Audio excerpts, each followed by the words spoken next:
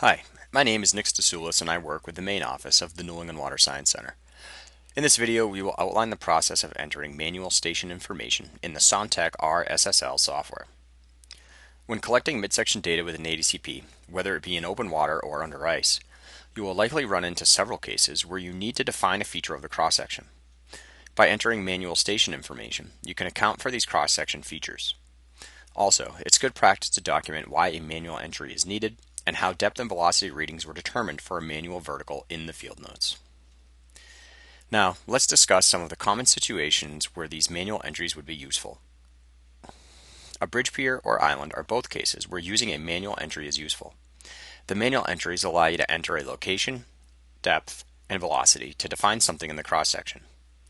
For the case of an island, you'd enter the location for the start of the island at the top of the dialog, and be sure to check the island edge box here. Then, enter a user input water depth of 0 and a velocity correction factor of 0. After clicking the OK button, you'll notice another dialog will appear so you can enter the ending edge information for the island. For a bridge pier, you'd also enter the start location at the top of the dialog and check the island edge option.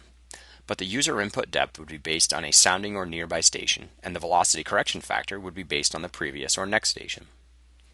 Another common situation is a location where there is water, but you are unable to measure it, commonly due to the ADCP not being able to measure due to a shallow depth or exceeding some other operating limit.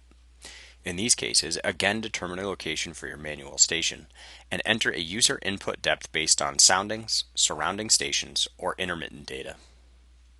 As you can see, the option to enter a manual station is a great way to document odd features of a cross-section or document a station where the ADCP is having issues obtaining a depth.